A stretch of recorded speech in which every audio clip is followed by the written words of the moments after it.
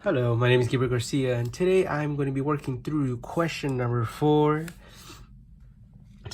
And, start off, we've been given an equation, f of xy equals square root of xy plus the square root of x plus y.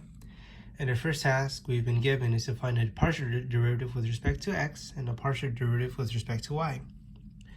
And to start us off, I'm going to write down the notation real quick. Xy power 1/2 plus plus y, like that.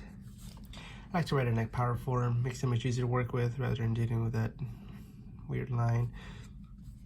But basically, to find a partial derivative of anything, in this case of x, we're just going to be focusing on the x variables and treat the y's as constants, like a 1 or a 2, and through some chain rule and power rule, just find a derivative, which in this case, it is going to be y times x, y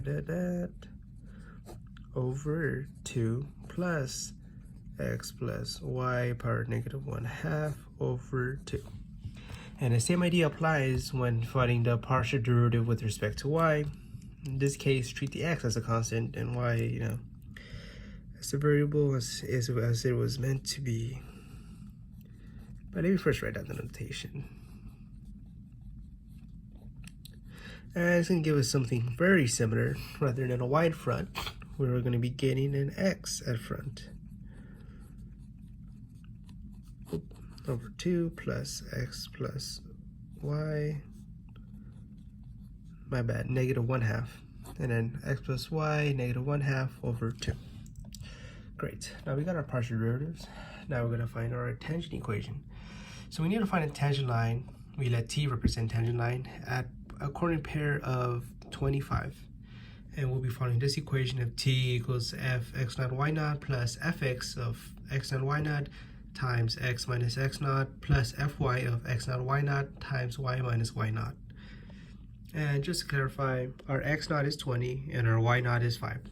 And so we plugged it in here, and then just doing some quick maths, you're going to be gaining 15 plus, in the square brackets, 5 over 20 plus 1 over 10 times x minus 20 plus 1 plus 10 times y minus 5. And through some more simplification, we're going to be ending up with 15 plus 7x minus 20 over 20 plus 11y minus 5 over 10. Great.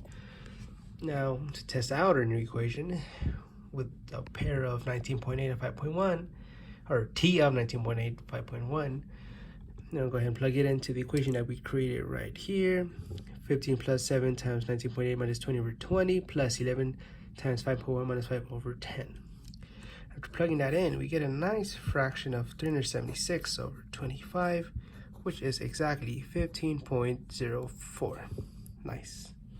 And now we want to compare it with the actual equation. So for part D, we need to plug in 19.8 and 5.1 into the original equation.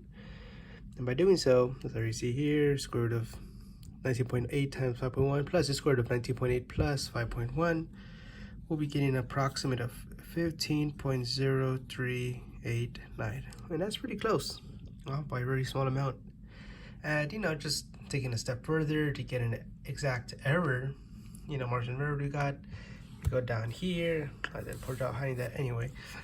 Well, we will get an absolute value of the new tangent line value minus the actual line value over the actual line value again, and that gives us a nice error of 0.000073%, meaning that our equation is pretty close to the actual equation.